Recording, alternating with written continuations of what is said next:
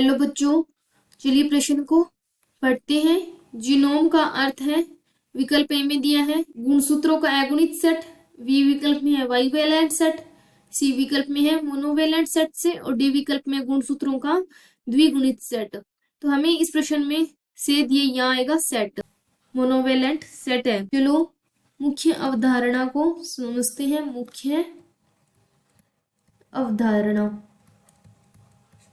विकल्प सी में दिया मोनोवेलेंट सेट। तो जीनोम का अर्थ है जीनों के समूह को जीनोम कहा जाता है।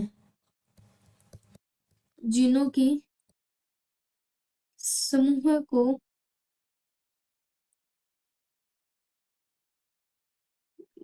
जीनोम कहा जाता है। जीन जीवों का आनुवंशिक पदार्थ है और जिसके माध्यम से जीवों के गुण एक पीढ़ी से दूसरी पीढ़ी में पहुंचते हैं। क्या होते हैं इनके जो गुण हैं, वह एक पीढ़ी से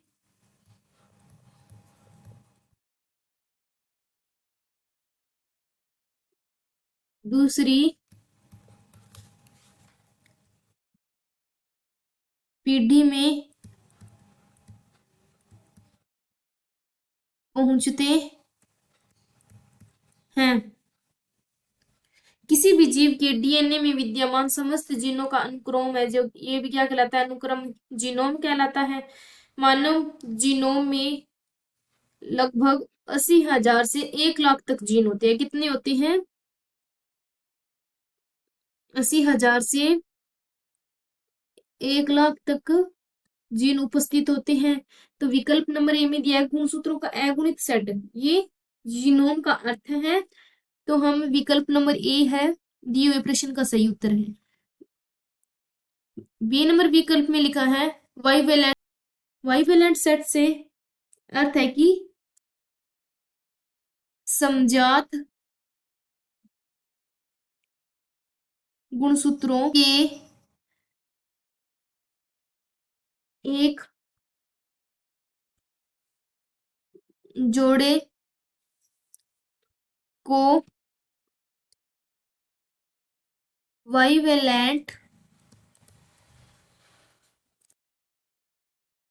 सेट कहते हैं। ठीक है, तो ये क्या है, समजात गुणसूत्रों के एक जोड़े को वाइवेलेंट सेट कहते हैं। तो ये हमारा गलत है। सी विकल्प में लिखा है मोनोवेलेंट सेट। ये मोनोवेलेंट सेट का अर्थ होता है कि एकल गुणसूत्रों में जो सेट होता है उसे मोनोवेलेंट सेट कहते हैं। तो हमें तो जो अधिक या कहेंगे अगुणित सेट होगा उसे जीनोम कहते हैं। तो इसीलिए विकल्प नंबर सी भी हमारा गलत है। डी नंबर विकल्प में लिखा है गुणसूत्रों का द्विगुणित सेट।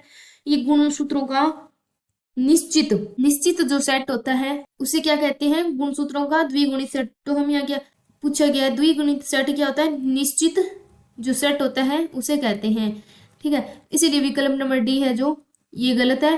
और द्विगुणित का अर्थ होता है दो एन, जिनका अर्थ होता है दो से दो अधिक सेट होते हैं। पर अगुणित सेट का अर्थ है दो से अधिक जो होते हैं वह अगुणित सेट होते हैं। इसीलिए जीनोम का अर्थ गुणसूत्रों का अगुणित सेट है।